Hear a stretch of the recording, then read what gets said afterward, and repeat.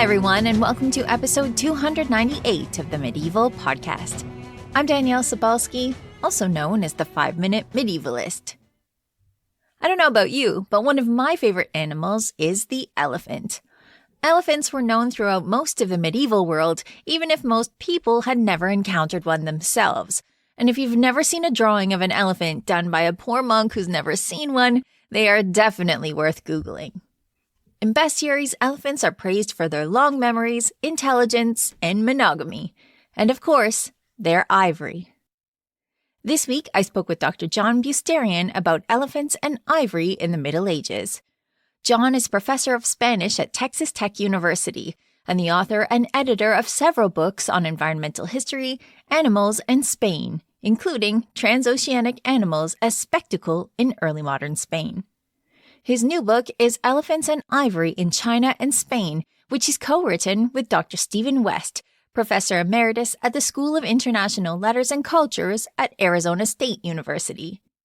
Stephen is a prolific author on Chinese works, including Monks, Bandits, Lovers, and Immortals, 11 early Chinese plays, which he wrote in collaboration with Dr. Wilt Edema.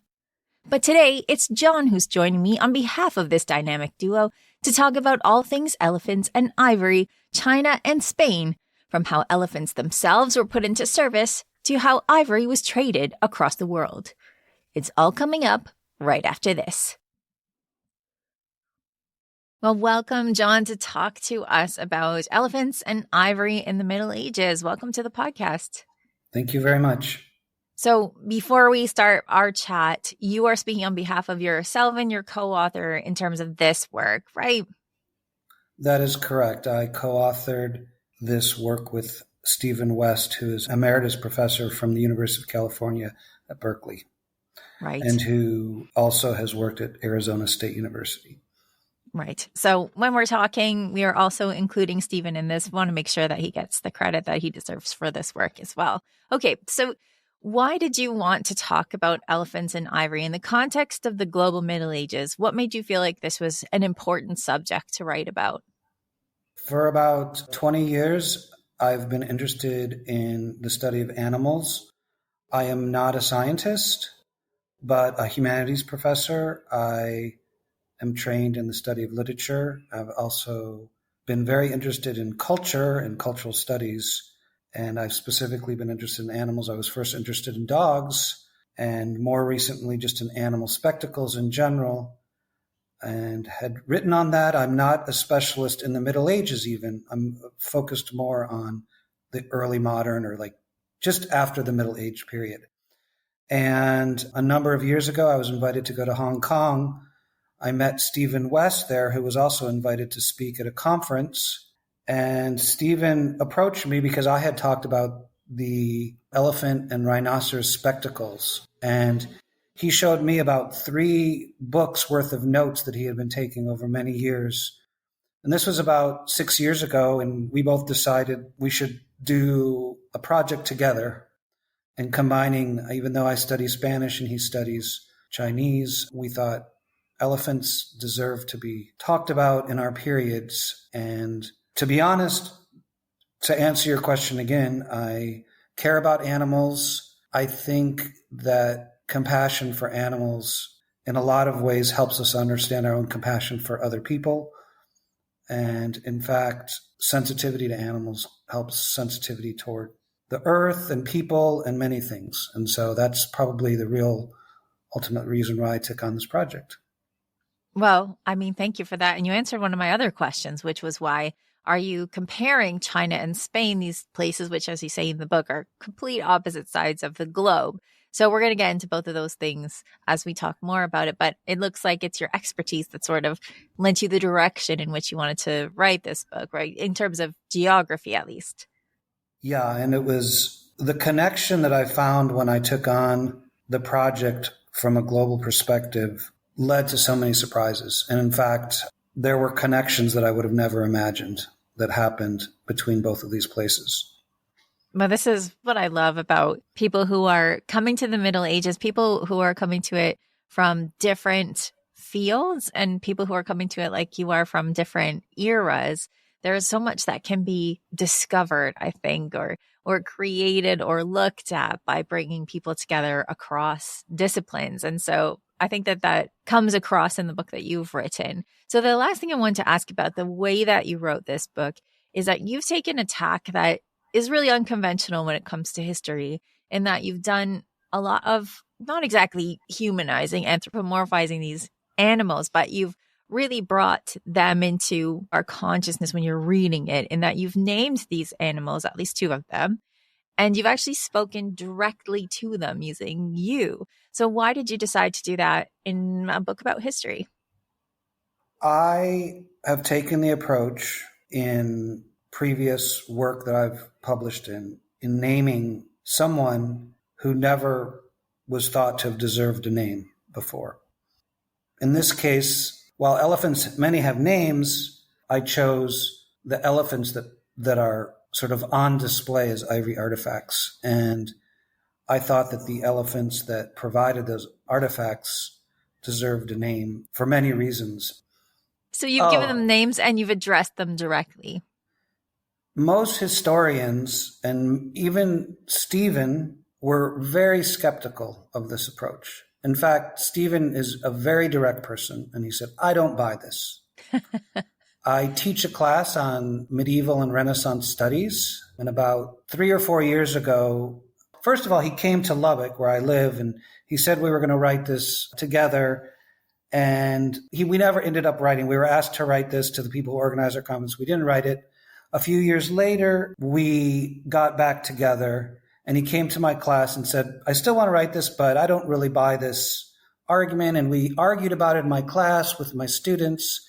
And what did he agree with? Well, if you are a historian, you will study, for example, you could study the history of elephants. You could study the history of elephants like Jumbo, who was an elephant that was a sort of orphan in the ivory trade. That was a real name given to Jumbo. But given a name to an elephant that never had a name is kind of like people who do history or medieval history especially say, no, that is creative writing. My opinion, and so I should say that I came up with this approach where these animals need a name. And for one reason is because of the sympathy factor that I just talked about. But it also opens up a way to bring in all of the history that we want to talk about. So it's a very rigorous historical work that I wrote. And I would say the only non-supported argument that I make is creating a name. And so another reason why I think it's important is because all of us, whether we're humanities scholars or hardcore scientists, there's a level of creativity in what we do. And I explain that creativity and I explain why it's so necessary.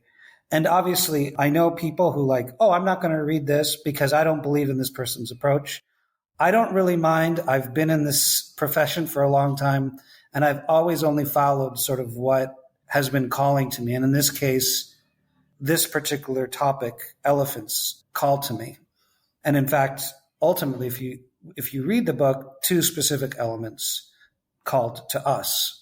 And ultimately, Stephen did say, okay, and he ended up naming his elephant, which is an elephant that lived in Asia. We both admit we don't know exactly, we know where the ivory artifacts are, but most have no provenance. But we also firmly believe that it's important to study these ivory, it's important to appreciate them, but it's also important to try as best you can to trace and recognize the individual elephant who in most cases, no, I won't say in most cases because that's more of a modern poaching idea, but was killed and whose tooth was used as a carving. Well, I do want to ask, what did your students say? Did they come down on the side of naming the elephants? I don't know that I would say they wrote and said, we agree with this, but none of them disagreed, I would say. I'd say in general, too, when I do teach and we're out and about and we look at something especially if I'm teaching in Spain, which I often do and which I'm doing right now, we look sometimes at an artifact and say, well, where is that from? And even if in this case, one of the artifacts has ivory and ebony in it, we ask, what is going on artistically, formally, but also what is the provenance of ebony? What is ebony? Is it a stone? And it's actually wood, and where does that wood come from? Mm-hmm. So I think students are definitely interested, whether they agree with actually naming it or not. They do feel that finding out where's the material for these art objects that we're studying, where does it come from, and what is the importance of that material and why? Right. Well, I mean, this is where you start your book from, in that you're situating these elephants in their natural habitat so that we can contrast to what their life might have been like afterwards. So tell us a little bit about elephants, knowing that you're not a scientist. Tell us a little bit about elephants in their natural environment so that we can get a sense of what it was like to be under human control in places like China, where they are trained. Well, one of the most fascinating things that came out while I was writing this, because I tried to follow the work of scientists who work with elephants as I was writing this, was when the book was already in production stage, I said, wait, I need to add this new study that came out last summer, which would be the summer of 2024, in the late summer. Scientists had just confirmed that elephants call each other in the wild through particular calls. And by particular, I mean there's an idiosyncratic way in which one will speak to another, which has led scientists to think, well, whether we want to call this a name or not, there's a very specific sound. It's not just sort of a general warning like a prairie dog would give to the rest of the prairie dogs. And there's a complex grammar that prairie dogs have. It's something like 60 different words. And if there's a hawk above, they'll say, hey, there's a hawk versus another kind of animal. This is even more specific. And so, again, this study came out and I added this extra sentence, which I did think was really important for my project, because even though I was giving a creative human name to two of the elephants, one for a Spanish artifact and one for a Chinese artifact, I thought, wow. And on top of that, there were many other amazing things that I discovered about elephants when I was working on this. One is mourning, that when one dies, what are the mourning rituals? Coming back to the place, touching the bones. And the mourning is complex because in places where, well, only one of these two elephants has lived with humans, but elephants do form bonds. I mean, we understand our bond with animals. And I should say, and as a big parenthesis, when I wrote this piece, my dog passed away. And so it was a sort of mourning for me about my own dog. But in Asian elephants, not African elephants, have bonded with humans. When their human has died, they mourn. And in fact, some of them have mourned so much that they've died. It was a very powerful other discovery, this idea of the feeling that these animals have when someone passes away. And again, that also throws a shadow on the whole project, because while some people write biographies about elephants, none have considered really naming a specific elephant for an ivory artifact. But there's a long history of mourning from these animals that they've had, which hasn't been given its due. Right. Well, I mean, it's important to recognize these relationships that elephants have with each other and with the people that they might be involved with, if they're Asian elephants being trained, for example, in that when we see them interacting with humans, whether they are killed by hunters or whether they are taken from somewhere or whether they've been with a trainer and the trainer dies, these are all lived experiences, as you're saying, of these elephants, especially of the Middle Ages, which we're talking about. So let's move to specific regions now. We'll start with China because that's where you start in the book, with the caveat that this is Stephen's work, mostly on China, that you're going to be interpreting for us and adding to. So tell us about elephants. What were they wanted for in China in the Middle Ages? Before I talk about China and then Spain, I'd like to also say that we deliberately chose to talk about two elephants that lived in roughly the same time period, which is the 13th century, which was wonderful because it also meant trying to understand the entire globe from the Middle Ages. And one of the interesting connections that we found is that ivory was sourced from the same place for both of these places. But with respect to the animal, we also tried to understand elephants themselves in both places. And in China, in this period, there was a very active use of elephants in processions. And this is something that I learned. I've heard of sacrifices, the sacrifice for the sun. I asked Steve, well, who is sacrificed? Or were these animals? Was this like in the Mayan? Was this Aztec sacrifice, human sacrifice? No. But there were animal sacrifice. I go, well, were elephants sacrificed? No. Elephants were the main sort of protagonist, the visual protagonists in these royal processions to the main site of the sacrifice. And there's elaborate description of how they were dressed, details of what they wore, what they did on their way through the procession, these royal processions. To kind of add to that, there's often idea that, well, elephants were used also in war. Elephants were used by people maybe for circus entertainment. But in the case of China, this was largely not the case. In other words, they were not used for war because they discovered very quickly, well, these animals, you can easily go behind them and they're not successful war animals, but they were continually used for hundreds of years in processions. And the interesting thing, though, is that the people who trained them were not Chinese. They were people who came from, well, mainly from south of what would be called today China, would be today Vietnam, and other places sort of eastern, well, today India. But the last thing I wanted to say is that the elephants that were used in these processions were always accompanied by a human, which are called mahouts or trainers. And that trainer was never Chinese. It was always one of the people that had grown up with this animal and who had captured the animal. And these people, and these are also another anonymous group of living people who have no history, but they spend their basically entire lives with the elephant. I do think it'd be fascinating one day if someone were to write and explore the mahouts wherever they would be, because this is it's not just the elephants that were in China. The only trained elephants that went anywhere, including in Europe, also had mahouts, and those mahouts had grown up with these elephants. Yeah. And when we're talking about the lifetime of an elephant, we're talking 60, 70 years. And I think you mentioned in the book as well, they're not useful to people in that they're not easily trained one of the things that you mentioned is there's a difference between being tamed and being domesticated, but they're not useful for people, I think you said, until they're about 14. So this is a big time investment for the people who are training the elephants. So where are they getting these elephants from for use in China in these ceremonial processions?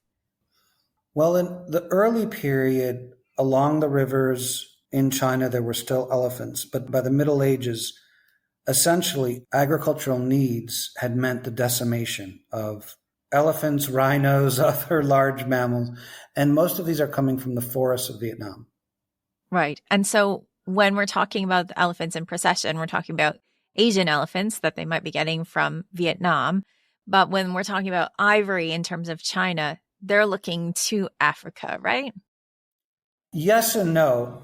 There were many, many uses of ivory in China, as there were in different times and different historical periods in different places. And so over the period as more and more people gathered in cities, and these are the big, when you're talking about the Middle Ages, you're talking about a city of 1 million people. Nowhere in Europe, a couple 10,000 people versus these massive cities. And that meant lots of agriculture, and it meant the decimation of forests for agriculture. And we're talking in the Middle Ages.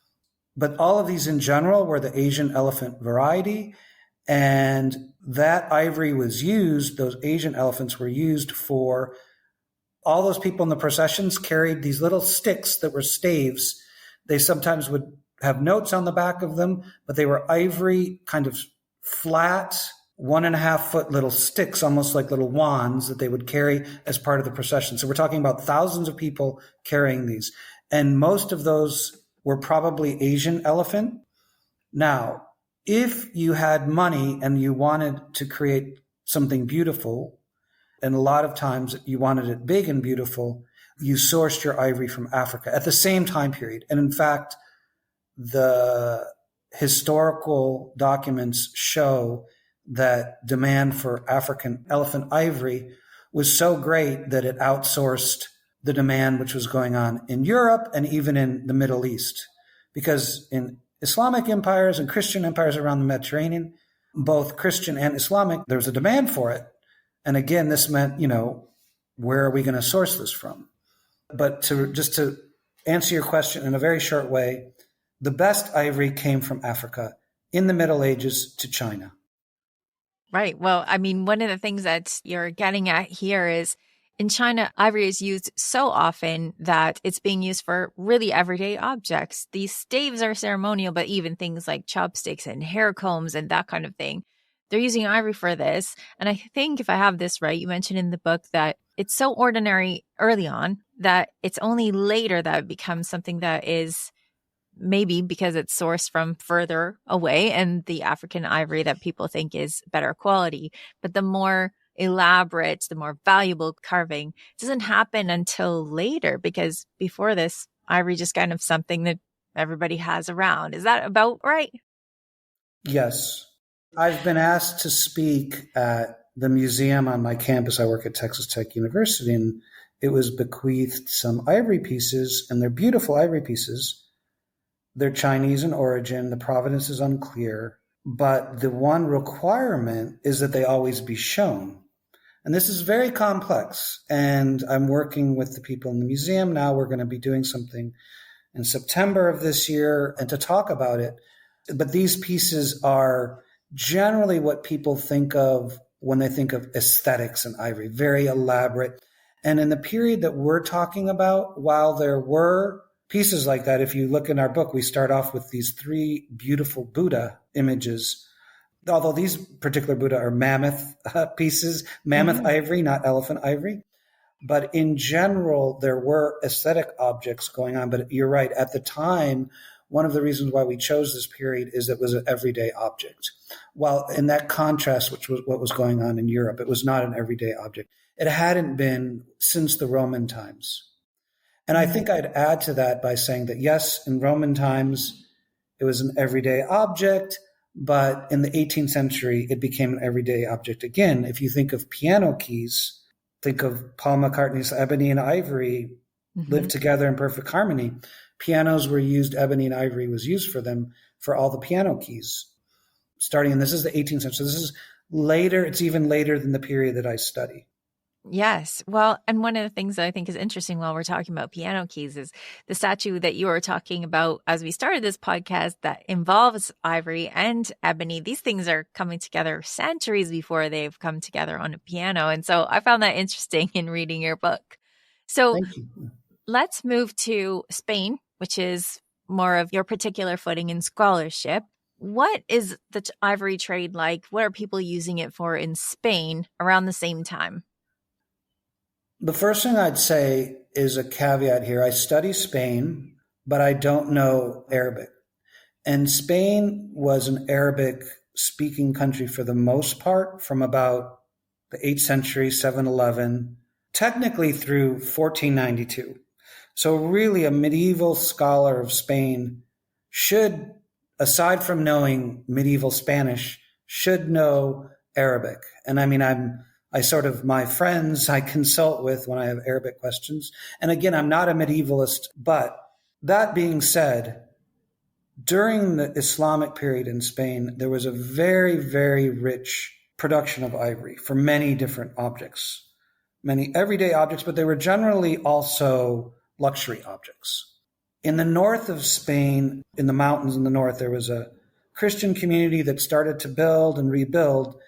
And during the course of the Middle Ages, sort of moved southwards. It's very interesting, though. The earliest Christian ivory objects, and I have pictures of many of them in the book, came from this northern region. And they're fascinating because one of them, if you turn it around, if you turn the ivory object around, you can see sort of what went on in the carving of it, because they're basically teeth and the middle section of the teeth has been carved out, and you can see it. And that one comes from the northern part of Spain from about, again, this is the 13th century we're talking about, 100 years before the Christians came and conquered southern Spain. They were carving very specific religious icons in ivory, and these were saints.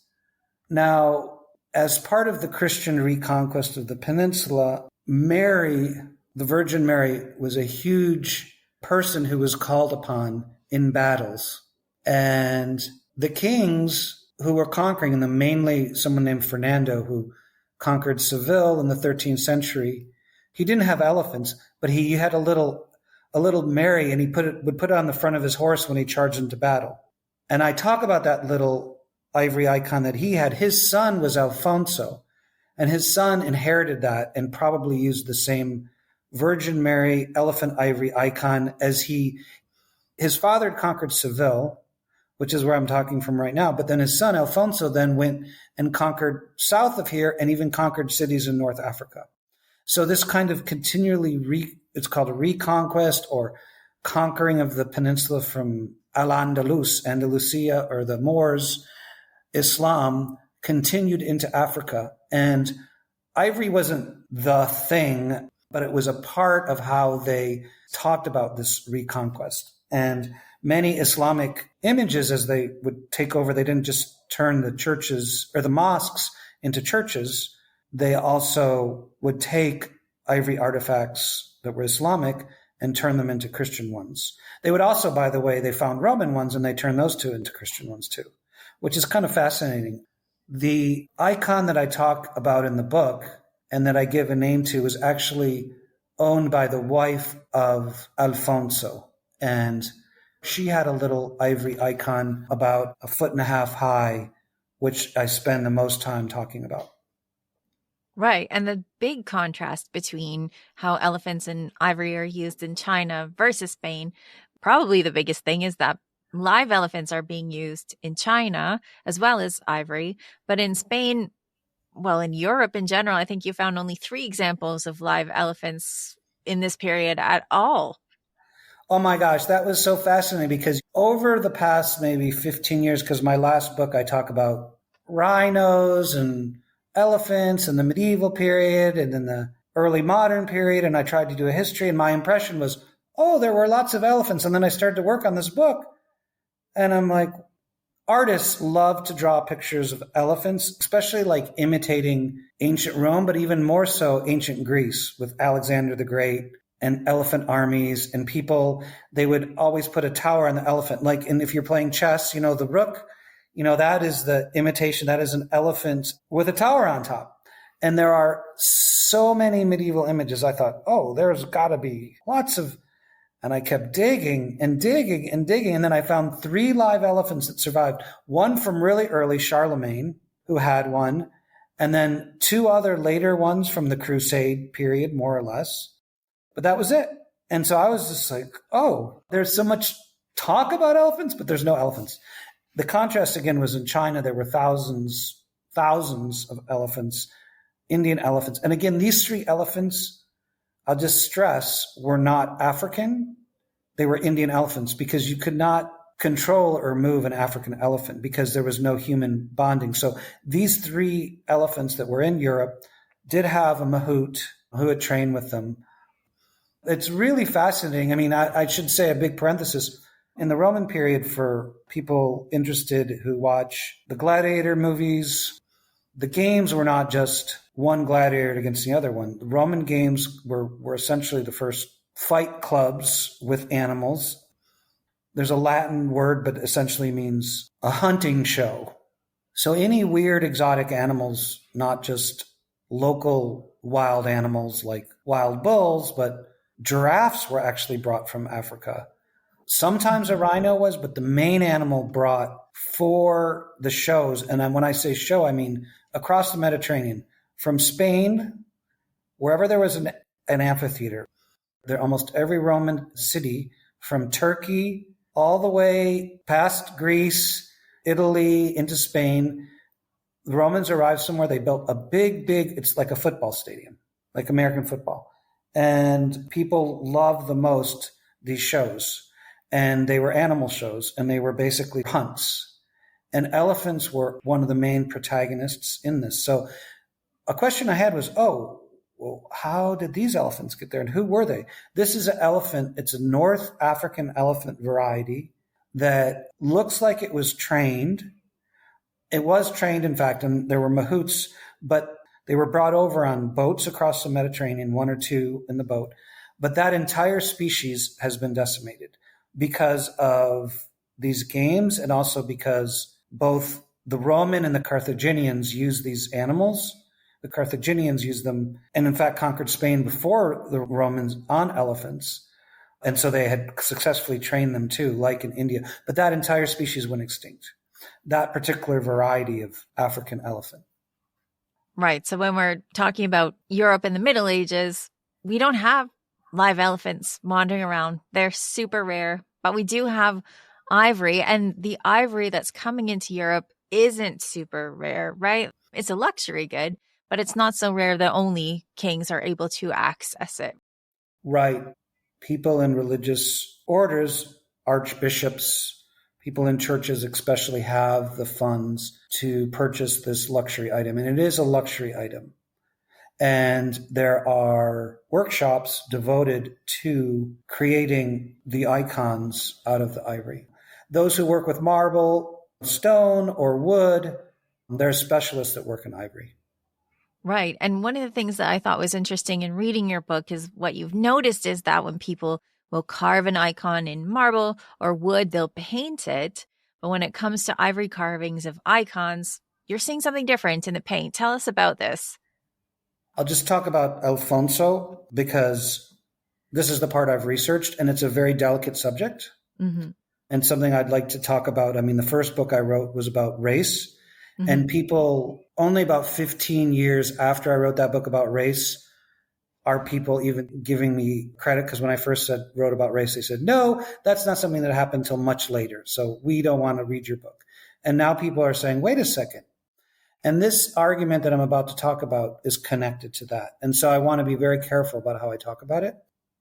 In Spain, when Alfonso, he conquered Seville, he made it his capital, he took over, it's called the Alcázar, which is basically an Islamic palace, which is, he made his own. In one of the large rooms, he was creating all kinds of icons, especially to the Virgin Mary, because he, in fact, loved the Virgin Mary. The biggest medieval book, the most expensive one, is the one that he put together, which is a collected book of songs to the Virgin Mary, written in a sort of dialect, which wasn't even spoken in southern Spain. The Spanish people, was spoken in the Northwest. He just felt really close to that. It was like, if you feel close to like a southern dialect, he created this entire book. Some of the songs might have been originally in Latin or might have been in a different dialect of Spanish, but he put up the whole book in this Northwest Galician Portuguese dialect. And he composed that book, but he also, as he was converting and making churches on the former mosques of the city, they were also creating icons. And if they were to do, for example, an icon of the Virgin Mary, and a special one, say, in marble, they would paint, for example, her veil. There were certain colors. It was icons, so you would just paint a certain blue, this, or eyes blue, and other colors. But for the marble statue, for example, they left the face not colored, which was significant, given that the color of the people was probably not Scandinavian fair complexion. And so one of the things I talk about in this book is that the icon that his wife, the queen, had, and also his icon, while features were painted like the veil, the clothing, the skin color was not. So I don't say that they were left white, because that's a little bit like, no, our idea of whiteness is very complex and has changed over time. But I do say marble white as a skin tone was created. And more significantly, ivory white skin color was created. And this is something very much still alive. It was adopted by England, this idea of ivory white skin. It was transported to its colonies. And so I think that beginning of, so just to go back to your question, leaving that part of the ivory not painted was very significant in history. And I still think it needs to be talked about more. I don't talk a lot about that in the book. It's something that I'm glad I have a chance to talk to you about, because I do think that while I'm not the first person to talk about ivory white skin and significant, there's so many art historians, medieval art historians who are working in this area. It needs more thought for those people who think about the history of race, those who think about the history of what was white. And definitely at this time period, historians, medieval historians, talked about these Black Africans. And there was a very clear association between if you were from Africa, you were Black. And I do mention sort of at the end of the piece a little bit about the importance of studying, and I chose to study literature, not just the history of Africa in the medieval period. And so I tried to connect a study of Africa very briefly at the end of the book. Yes. Well, like you're saying, you don't get into the history of Africa or even the history of race very much in this book, because that's not the intent of this book. But I did want to bring up that argument that you're making about these ivory carvings, because this is something that we see in medieval literature quite a lot, comparing a woman's skin to ivory, especially the Virgin Mary, but elsewhere as well. And so when we're talking about ivory, it seems like this is something that we need to address. I mean, I think I'd like to kind of maybe step back a little bit. An early version of this book, I mean, just so that people know how this goes. When you write one of these sorts of books, it's not like a novel where you have a press behind you who wants to invest in it and give you funding and have a copy editor who cleans it up. It gets vetted. And I did take the lead on this. I mean, so much to the point where I was on web pages in Chinese, and I can't even read Chinese, but to get the proper sources, it was a very difficult process at some points because I was mostly in at it myself. So the point of this saying is that how did this book come about? Well, you write one of these books and it's sent to world specialists around the world. And the first round of the specialists that came back, the argument basically from the people was, this is a very important book, but only the Chinese part, and the Chinese part should be sent to a specialized journal in Chinese for Chinese, because this is new material and it's wonderful material and it should be published. All that other stuff, though, makes no sense. We don't think it's very valuable. And, I took that very seriously, and I had to go back to the drawing board and said, how can I make this more convincing? In part, because of what I do in the Spanish section, it's not a simple literary, so I couldn't send it to a literary scholar. It's not a simple history because I really struggle with history of art. I had to study for about a year and a half and found out there are thousands of Gothic, this is what this is called, ivory pieces in Europe at this point. There are churches filled with these kinds of tusks. And it was just a very long process. Point being, I worked again on it. And fortunately, there was also a specialist who studies this period, who studies China and Spain. And I believe that was one of the reader who looked at it and thought that this was a very important contribution. So I feel good. And I know maybe that's maybe too much information for your listener, but I think this kind of scholarship is not easy. You work very hard and then you find out, this is not, according to some people, this is not worth anything. And so you either give up, which happens probably a lot of the time, you give up as an author, as an academic author, or you bear down, you just, whatever the expression is, and you just say, I'm going to do this anyways. And I kind of did the second. I believed in the project. I think I was able to make it clear what I wanted to say the second time around, the third, or I don't know, at least the post-review period. And I do think that a lot of what you're asking has to do with this, because if you give this, I'll just say one of the weaknesses, if you give this to an medieval African scholar, they're going to say, wait, there is a trade route from, and I do think this is still one of the parts of the book that still needs to be clarified. There was clear trade routes. If you go to southern Spain, and there's Africa right there, there were trade routes that went straight up. So why did the ivory come, not just jump across? Why did it have to go all the way to Egypt or to these islands and then go to southern Spain? there's a lot of conjecture when you do history. And I realized that there were possible problems, but I tried to state that this is a high probability that this happened. And there's more work that has to be done. There's been very little work done on medieval Africa, and I think there needs to be a lot more. And I went back to the drawing board on some of that. Yes, well, I think it's important what you're bringing up, where history is always in flux and that we are in conversation with each other about what this could mean, what it does mean, what can we prove, what can't we prove. And sometimes you have to actually publish the book and then get the feedback. And then the next book that you write, someone else writes, builds on that. And so this is a conversation, and the contribution that you and Stephen have made here was essential in that people were not talking about elephants in these regions, especially not contrasted with each other. So, I mean, you need to get out there and actually make your contribution. And it sounds like from what you're telling me about the process, that you wanted to do this in as responsible a way as you could. And I mean, that's the best that anybody can do, right? So as we come to the end of our time, what do you want to leave us with that you were thinking about as you were writing this, thinking about elephants in China and Spain in the Middle Ages? What do you really want to tell people about this that you can leave them with? The first word that comes to mind is enling. Enling is a word. Have you heard this word before? No. Okay. Whatever the animal is, whether it's an elephant or even an insect, when there has only been one left, for example, there was a pigeon in the Cincinnati Zoo. It was the last one, the last carrier pigeon. After like millions of these things were flying through the sky in the 19th century, there was one left in the Cincinnati Zoo in the early 1900s, and it was given a name. I believe it was named Martha.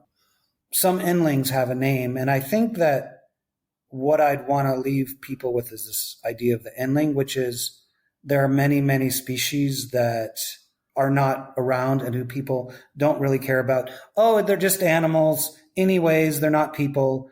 So I think probably what I want to leave people with is to read something like this book or see the complex ways in which humans have lived alongside other animals. And in the case of this book, and in the case of elephants, I mean, the amazing fact that where we started off as a species, we lived in a sort of, in Spanish you say convivencia, living together with an agro-pastoral society, African society, alongside elephants.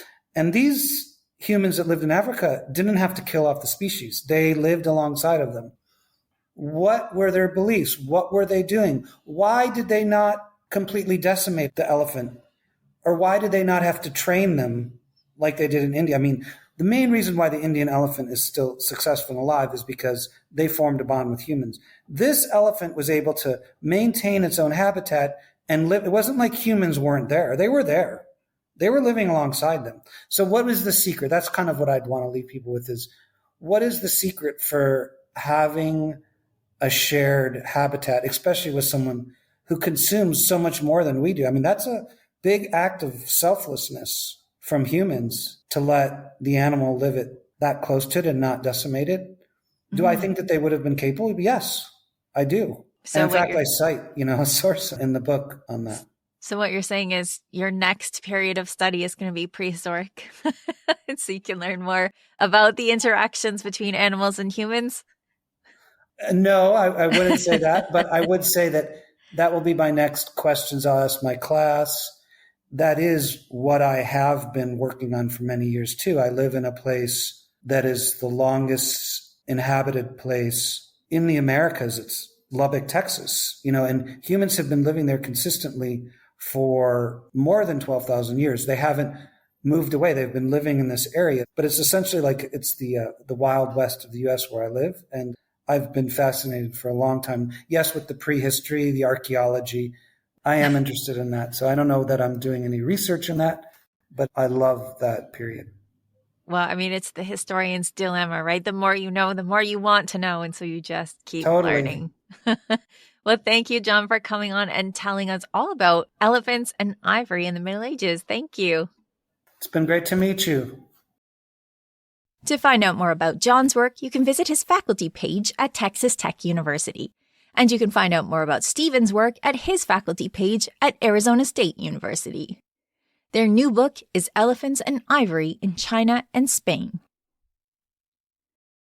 Hi, Danielle. I'm coming to you from the International Medieval Congress in Leeds, England. I'm one of 2,400 people here that are attending live, plus several hundred more that are coming in through online. It's for a medievalist. This is like summer camp, so it's a lot of fun. Learn quite a bit. So this year's theme is World of Learning. On the first day, I heard many papers. I'll just kind of talk about the two that were part of the opening plenary session. And first, we had Sabrina Corbellini talking about the growing interest in reading in the late Middle Ages.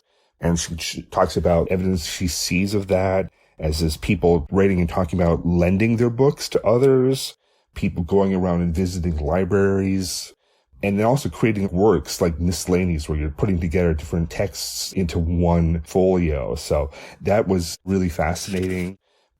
Afterwards, Konrad Hirschler talked about a little-known cultural practice that boomed in and around Egypt and Syria around the turn of the 14th century. It was called public readings. But the interesting part was that they noted in the manuscript that these things were happening. They would actually add little addendums to these manuscripts. They called it audition certificates. And he figures there are about 100,000 of these still surviving, and he's collecting them and trying to learn a lot of information about them from the places like where they took place, who was listening to them. Like they literally named off everybody that would listen. And in one case, there's a manuscript that has like 77 people there to listen to it. So you find out a really great amount of information about each of these public readings. So it's really fascinating stuff, I thought. I'm really looking forward to the rest of the Congress. Before I go, I want to mention that our Thinkific online courses, we're doing our summer sale. So we're offering 20% off all the courses, live or self-paced. All you need to do is include the coupon code SUMMER when you're ordering it, and I'll give you 20% off. And please go to medievalstudies.thinkific.com, and you can check out all the courses. We have a couple starting this month, others in August and September, including yours, Danielle. Again, thanks for listening to me, and thanks, Podcast World. Bye-bye. This week, it's not just Peter who has fun and exciting news to report, because in just a few weeks, I'll be stealing Dan Jones's microphone again over at This Is History to tell you the story of Francis Charles VI, the king who had the world at his feet until his mental collapse brought the kingdom to its knees. You may have heard of Charles already as the king who believed he was made of glass. This is one of the most complicated, tumultuous reigns in all of medieval history, and that's saying something. So if you love my mini-series, The Iron King, I hope you'll join me over on This Is History starting July 29th as I bring you a brand new series, The Glass King. Thank you so much to all of you for the many ways you've supported this podcast for almost 300 episodes. In celebration of the upcoming 300th episode, everyone on Patreon is welcome to get on the episode 300 thread and ask me anything about history, about podcasting, or about my deep and abiding love for Sir Gawain. All you need to do is be a member of the Patreon community at patreon.com/medievalists. So go ahead, ask me anything. And while you're at it, if you'd like to level up your membership to help me keep the lights on and the AC running here at the Medieval Podcast, I'll be eternally grateful. For everything from elephants to elegance, follow medievalist.net on Instagram at medievalistnet or Blue Sky at medievalists. You can find me, Danièle Cybulskie, across social media at 5MIN Medievalist or 5 Minute Medievalist, and you can find my books at all your favorite bookstores. Our music is Beyond the Warriors by Guy Frog. Thanks for listening, and have yourself an amazing day.